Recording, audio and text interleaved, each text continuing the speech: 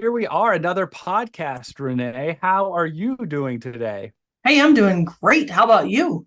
Well, this is that time of year right before the 4th of July. And so I don't know about you, but this is when usually what used to be we had to go to Missouri and load up the truck with fireworks and smuggle them back across the border. And we kind of have, we go out to the farm and shoot them off, over the cornfield usually. And usually that goes okay, but every now and then something falls over and you're fleeing for your life. And so many memories of myself and for my kids have been growing up and shooting fireworks off out at the farm. Any exciting plans for the holiday? I'm thinking so. My siblings, I have a sister that really, really appreciates fireworks, and one of their fondest memories is the year they came to Des Moines and we saw fireworks displays 4 nights in a row. And I sent them the year this year we have an entire week again in Des Moines. I mean, anywhere you want to be, they're shooting fireworks almost every day of the week. So there's a good chance they are going to come down, and then we'll probably see as many fireworks shows as we could possibly stomach, which is always a lot of fun. The trick is always trying to get in and get out around the crowd, try to be smarter than everybody parked everywhere. I was gonna say that was a great segue. Is you've got a plan, right? You've got I to do have a plan plan. accordingly. And that's what we're talking about, right? Is Yeah. how do you make a plan and how do you get started making a plan? Because also often we get stuck. And we talk about that a lot on this show. It feels like that we end up at a lot of places where people just get stuck. And what happens when you don't have a plan? It doesn't work very well. I can tell you that. Everybody's trying different things. And so even if you try to get unstuck, everybody's uncoordinated going different directions. And that's stressful. And so it's not probably a pretty good thing. So, Jason, to kick us off, how do we know when we need a strategic plan? I mean, how do you know that you're like, maybe I'm somebody that needs one of these? How do you know? How do you know? Well, the first thing you do is you turn to your laptop and you open it up and you search on your hard drive or in your central drive or on your Google Drive for your company's strategic plan. And Hmm. if you can't find it, do you know what, Renee? You need Right. one Oh boy. because everybody should have a strategic plan that's kind of their guide, right? Their compass, their map for how they get from point A to point B. And so I don't know how anyone could function without at least some level of planning or understanding of where they're at and where they wish to be. Yeah, I agree. I've inherited an office in government right now that had a plan on paper, but it didn't exactly actually tie to much. And so, yeah, it's not really the guidepost you hope it is. It's kind of just like words on a page because it was like an assignment due, and it was like it was due, so we turned something in, and I go back, I found it, and I read it, and I was like, what is this? It doesn't really match. So but not only just not having a plan, as if you have a bad plan, you probably it's time for a refresh and renew, don't you think? Yeah, it should be a meaningful plan, right? And so, Yeah. I don't think there's ever such a thing as maybe a bad plan as much as a misguided plan, right? Hmm. That if maybe you outgrew your plan or maybe your plan isn't actually developed to highlight the goals, the missions, and the vision of where you're going. And I think that's what's so important is finding a partner that can help you to develop your plan and sit down with you, right? And so we talk about what keeps us from moving forward, what keeps us from doing those things. It's being able to structurally say, hey, what do we need to do for a plan? How do we need to move forward? Yeah. And I think about it too, is to your point, it may not be what you call a bad plan, but things change, seasons change, and what you need to focus on in the various seasons are not always the same. So if you haven't looked at goals, I think about it from my own personal planning. I have my personal planner, and July 1 starts a brand new quarter.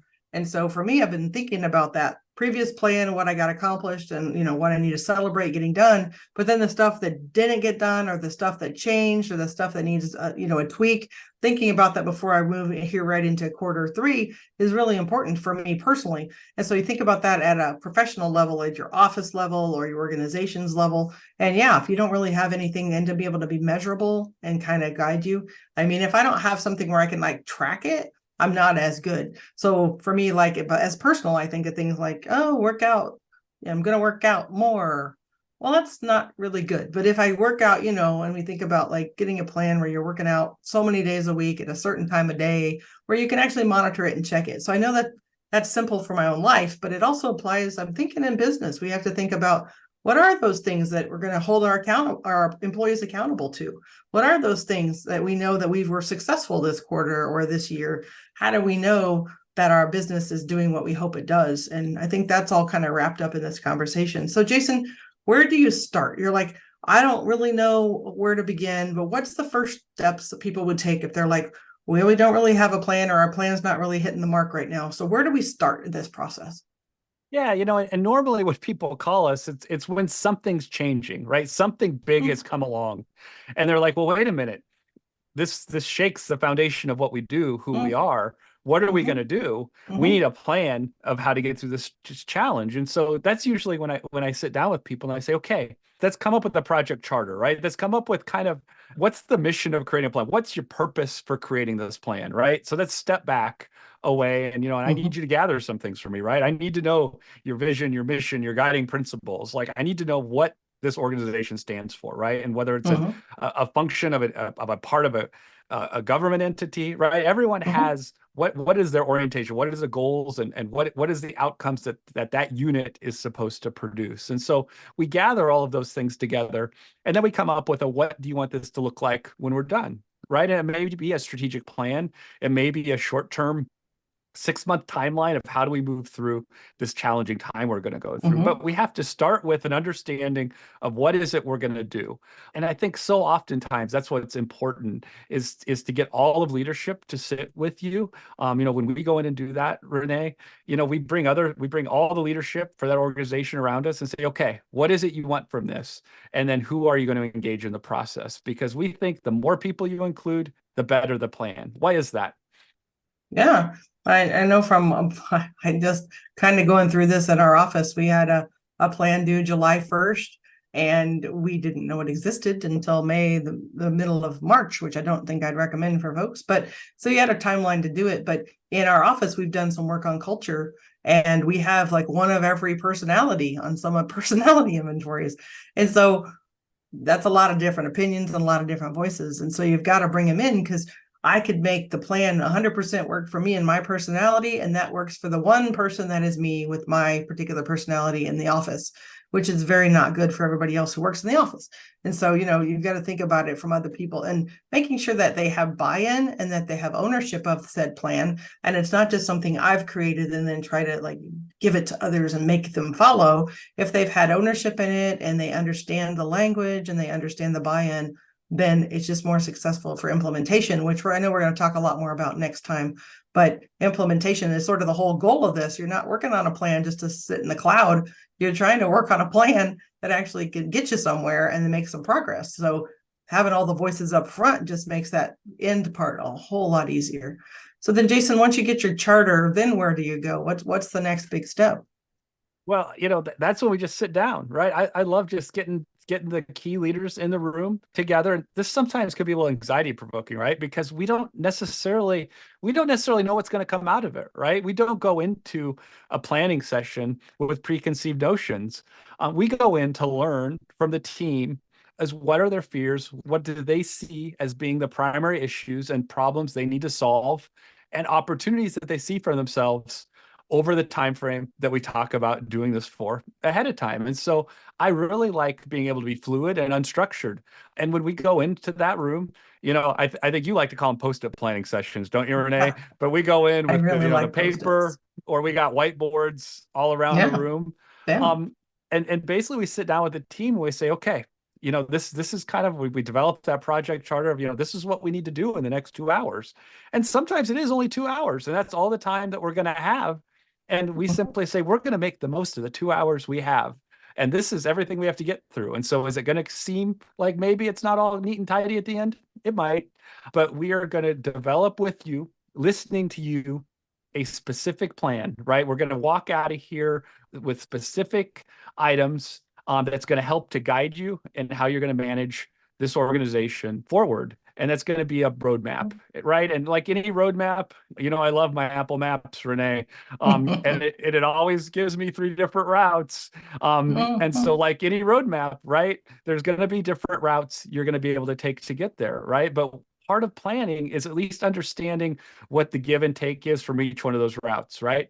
It may be a little slower, but you may avoid the interstate congestion. It may be a little faster, but you may miss a lot of things along the way.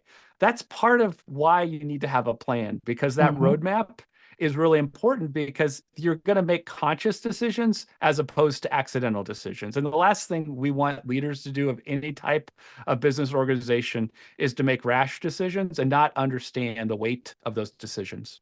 Yeah. So I know some people out there listening might be thinking, well, I can probably just do this myself. I could just call all my people together in a room and we could just have this post-it planning session all by myself.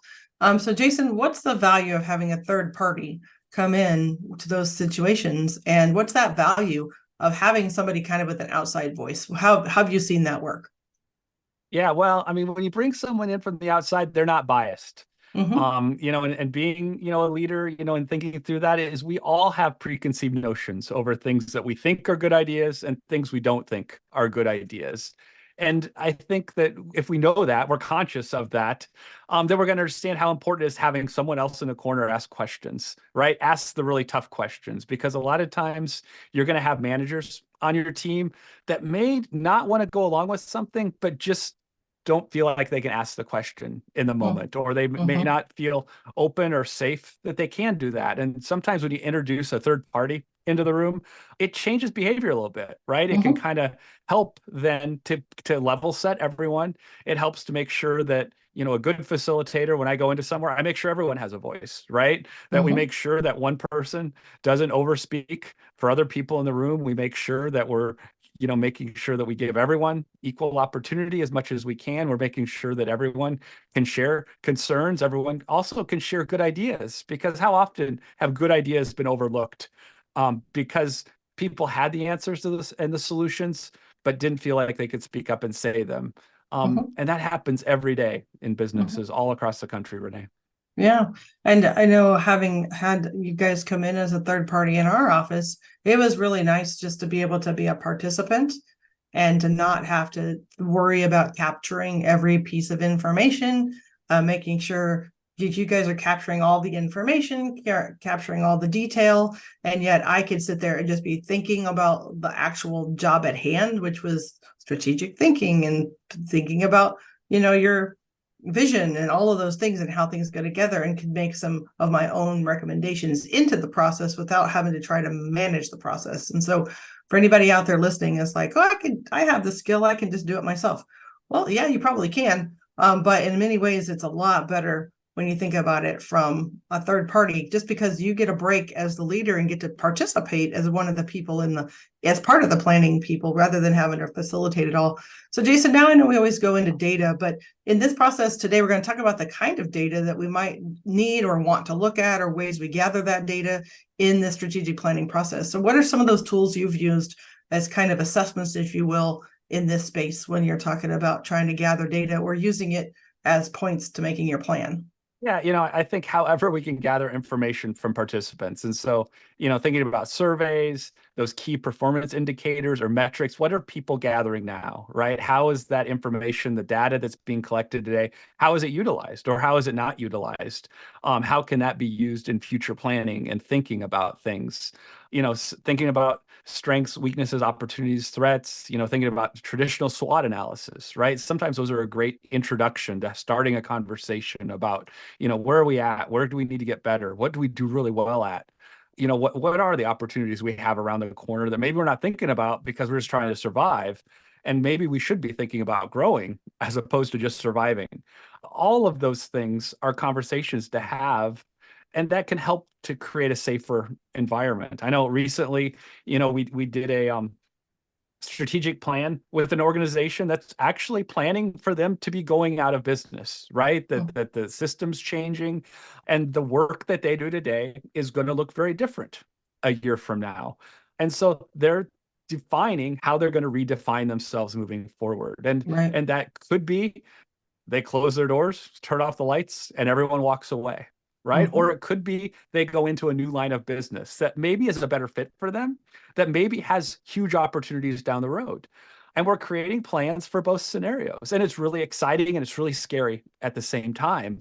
And I think that the great parts of that, right, is they know what I have to do for themselves between now and next year in order to fit the realities that are coming at them, and they're in control of that plan, right? Sometimes people need to feel like they're in control, even when things are spiraling out of control. And that plan helps you to stay on task, helps you to Mhm. stay focused. And that's really what we need today. And we live in a kind of a chaotic world, Mhm. Renee. And so when we're able to kind of filter out the noise and stay focused, it helps us a lot. And it helps our employees, right? It helps Mhm. our subordinates. It helps all the people on the team to see, oh, wait a minute, there's a plan here. I can get behind that.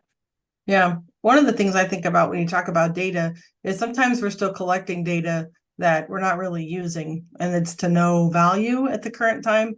And this time, when you look at data from a strategic planning lens, sometimes it's important to see what are we capturing, and then are we still using it? Because sometimes we just pile more on, and you think back and you're like, we really don't even do this anymore. In my work with the government right now, there's a monthly report that legislatures have required that have like 3 or 4 data points on it that I have to file every single month. But I really seriously have no idea if anybody at all reads it or what they would actually do with it if they did, because it's interesting data from where I sit, and I'm like, well, it's fine that I report that to you, but for what? And I know, at least in Iowa, the governor's doing a lot of that kind of thing, of looking at like committees that shouldn't still exist or commissions that shouldn't exist. And I'm hoping they get to reports that shouldn't exist, because heaven knows, I know I have one. It's a small dinky one, so it might go on for years. But you're just like, in the big scheme of things, what are we doing? In another big conversation I had with a different department, because we share data a lot, they're already turning in like 40 data points for a dashboard presently, and now we're getting requested for 3 more for performance indicators. And so we originally went back to, okay, let's see what we're already doing, and let's see if any of this stuff already works for what we're trying to do, and maybe we should get rid of some of this, right? Because it doesn't make sense just to add more. So I think when we're talking small business and some of these folks, thinking about the type of data you want to gather through this process is really important, because your survey questions should have a meaning to them, right? You don't just ask survey questions for the sake of survey questions, but what are you trying to get at? So there is going to be, from the leader's perspective, some input into what the process should look like, because you are trying to gather meaningful information and then hopefully making a plan from there. So I know, like, what are you thinking about with your strategic plan with future data as far as tracking is concerned, or how do we use that information for figuring out what's important and what's not important? I mean, you don't just collect to collect. So what's the point of all the data that we're looking for here? But so many of us collect to collect, Renee. Yeah, And so much. so less is more, right? Yeah, Less and more meaningful data is better than a whole bunch of data that just gets put together in a big report every month that nobody right. reads. That nobody reads. And I've not been to an organization or a hospital yet that doesn't have all kinds of metrics. And some of those metrics are really important. And leadership makes decisions based upon those metrics. That's But right. some of those metrics, people are just putting together and reporting, and it doesn't mean anything. There's no changes or direction Mm-mm, or any decisions made mm-mm. because of that data. Now, it doesn't mean that data may not be important down the road, but we need to be honest with ourselves about how much time and energy goes into that data, and can it be collected in some other way, especially if it's a lot of human interaction that has to happen to get to that data, or if it's taking away data from other areas. And so I think we have to be real honest with ourselves about what data do we need. And it happens to all of us, right? Yeah. We have data points, and I hope a lot of you listened to our last episode, because Molly was with us on our last episode. And we talked a bit about data, Mhm. and how she helps hold us accountable, rural policy partners, because we have metrics that we That's right. watch that helps us to operate and make sure we're running an efficient business. But we run into issues sometimes because we have some Oh, yeah. metrics that we came up with in our strategic planning session, because we said this is going to be important for us to measure. And then we started measuring it and we realized, wait a minute, that's not what we wanted to measure.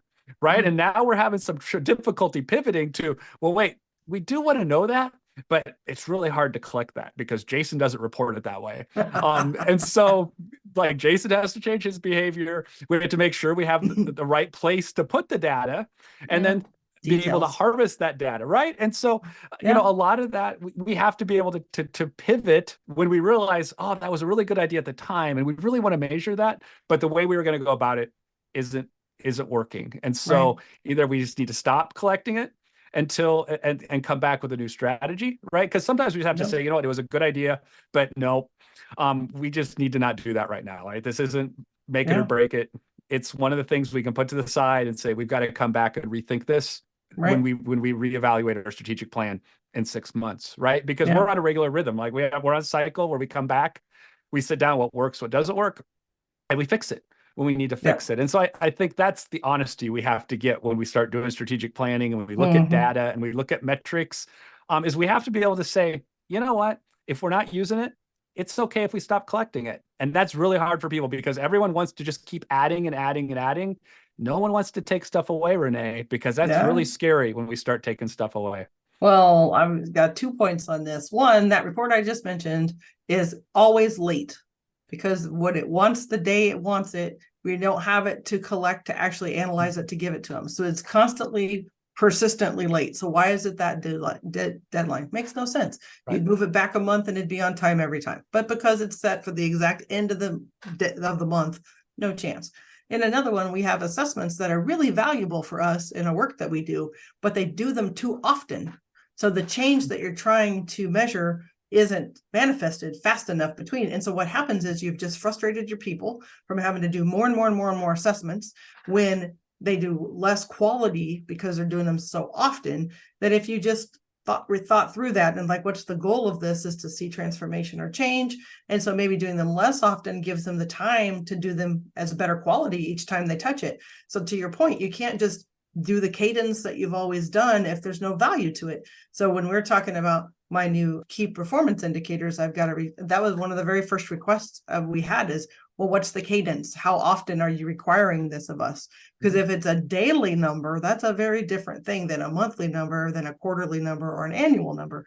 So when you're thinking about your strategic plan, is like, what do we want to know? And sometimes you want to know, am I going to make this much profit at the end of the year? So you think, well, that's an annual goal. But if you haven't brought that down into smaller bite-sized chunks, you're not going to magically get that at the end of the year. So you've got to think through, like, what is it at that maybe the annual level you want, or 5 years, 10 years, but then break it down into some measurable pieces that you can look at on a weekly, monthly basis, or whatever that is that works for you. So really in the strategic plan, it may not be that you know all those details quite yet, but you got to start your brain thinking about, okay, what is it we want to measure to make sure this plan is successful, and start thinking about that early. Because if you don't build it into the plan, then that piece of data you really needed or wanted is not really your focal point anymore. And then you're going to get to the end of your year and you're going to be like, I don't even know what that number was. And that's not good. So thinking about how that works. So Jason, kind of put all this together. You've got some, contracts that you've done this with others. And the next big piece, once you kind of have your post-it planning done and you have kind of some direction, and it's kind of a big mess, like you said, at the end of that 2 hours, you're kind of a big mess. Where do you go from there? I mean, we're going to know next time we're going to talk about more in-depth detail on this, but how do you wrap it up? What's the next big chunk? Once you've done this big sit down, get everybody going a general direction, then what? What do you do? Well, kind of just like we just talked about, right? We can't go down all these rabbit holes, right? Because we just had a long conversation about how the metrics can be so hard and daunting and overwhelming, right? Right. And that's why having a third party moves the process along, right? That's right. Like I Yeah. don't let people sit and talk about their metrics. It's like, well, either use it or you don't use it. Move on, next one, right? We move through this process, and at the end of the day, we get it all down in writing, right? We Yep. capture all of it, right? Yep. So I see consultation around this as a facilitator. I'm just like air traffic control, right? I'm just keeping all of the ideas from everybody in the room Mm-hmm. up in the air, right? Because I want everyone's ideas to be heard. And I'm really lucky because a lot of times I do these with our colleague Brent, who's really great at capturing the information, Mm-hmm. right? And writing it down, right? And we're going to talk more about that in the next podcast, right? Is because Mm-hmm. part of that captured product then is how we solidify all of the stuff that was up in the air in idea. I kind of see it as kind of like those idea balloons, right? Above Yep. everybody, there's a bunch of idea balloons, but we've got to capture all of that and anchor it in writing with specific goals and objectives of what's going to happen, what do we need to move forward, and what's that going to look like over the next 6 months or year, right? Putting it in manageable bits and everyone understanding what their part of that is. And that's the fun part, right? Because that's then where we see everyone's work and everyone's voice is then reflected in that final document. Yeah. And then everybody can see, gets buy-in on this is cool. Let's see what we're going to do next. And I know my own organization, when you did that, the feedback I got was nobody's ever asked us our opinion on things. There have been people that have worked in workplaces where they were always on the receiving end of the plan and never part of the process. And you better believe they really think the process is better when they have a voice, and then they own it later because they're like, well, that's a goal we all talked about that we needed. Mhm. And so you're right, when everybody has a voice, even if the final version doesn't look exactly like their specific idea, when the time comes and you put it all together, they can see their themes of their own life or their Yep. even their own job kind of weaving through. And I think, I mean, you can tell me, but from our experience, that was a really big deal for people, that because you and I do this process so often, I forget there's people out there that's never done it before, because I'm like, how many strategic plans have I written? Right. Right, a lot. Oh, right. But when you get out there and you find real people doing real important work and they've never done one, Right. it's like an eye-opening situation. Right. And, and I think about everyone, right? When you involve a lot of people, everyone gets to say their part. It doesn't Mhm. mean it doesn't mean the direction you're going to go, but at least they understand why the decisions were made and the plan and the metrics and why the organization is moving in the direction it is, right? Because that's part of that buy-in, right? Everyone, and that was the great part of doing it with your team, right? Is everyone had a voice. Everyone could say, "Hey, I like this, I don't like this, but I hear why we have to do it that way." Right? Because there was Yeah. reasons that maybe wouldn't have been conveyed had they not been in the room and be able to ask the question at that point. And I think that's why the bigger the group, the better, right? The more people that are involved, the more ideas and the more understanding. And I think that's the challenge we have, especially in mid-sized businesses and large businesses, is sometimes it's hard to get everyone pulling together because everyone doesn't understand the why. And I think the key element to a good strategic plan is everyone has to understand the why. And that's what's so important about the process, right? At Mhm. the end of the day, it's how is that shared back to everyone? And that's Yeah. why having a solid product in writing that's clearly articulated and understandable. It's not about being a 20-page report.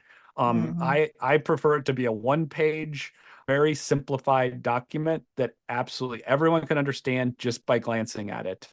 That's what a good strategic plan should look like. Well, man, mine, I got turned in probably 5 pages. But the feedback I got, I missed some pieces they wanted, but the feedback was, you know what, if I read this, I'd understand exactly what you do.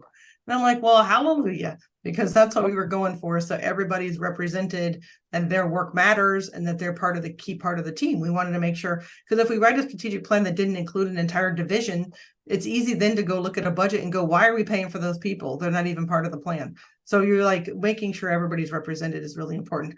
I'm really kind of bummed though that my favorite recommendation to our office was to have burritos at every meeting, and I just don't know if that's going to make the final cut, which is that hurts my heart because Uh, I like Although the food. end, so just so everyone knows, the end of that strategic planning session ended in lunch, Yeah. which were some of the best burritos I've ever had in my life. So I do agree that that final recommendation that got tagged on is an important one for the culture of the agency. So just I so you don't know. disagree. I Mm. don't disagree. I've got to figure out how to slip it in somewhere, Uh-huh. probably in the preamble. But everything we Yeah, do is around there you decent go. lunch because it's at Yes. that table that we always talk about. So today, the recovering politician self-care policy, it's not so much policy, it's more of a reminder. But we're going into the 4th of July. And if you're in where I live, fireworks are already started. They started last weekend. It's a 10-day marathon of fireworks. And I love fireworks. My family loves fireworks. You heard Jason talk about fireworks, and he loves all the trauma that comes with shooting them at himself, which I think is hilarious. My favorite are all those videos of farmers who have blow stuff up, and that's always on YouTube. It's my favorite. I love it a lot. And so I really, really like fireworks. But not all people do. And it's not just the animals who struggle, but I have friends who literally have PTSD from being in the war times, and it's a hard season for them. So just be kind when you're thoughtful about other people. Not everybody has the same joy that we do in celebrating and exploding things. And so explosions to some actually trigger trauma.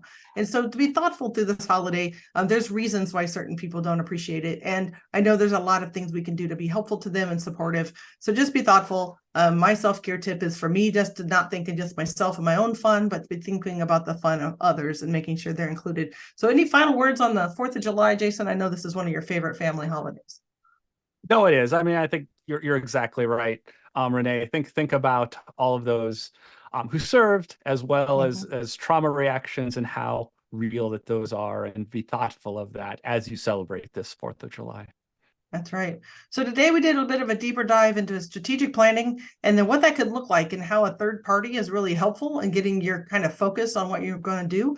Thinking about from that big picture, getting started, kind of getting into the weeds with your Post-it notes. And the next time we get together, we're going to focus on what do you do next? Once you get kind of that big picture all spelled out, how do you make this into a plan?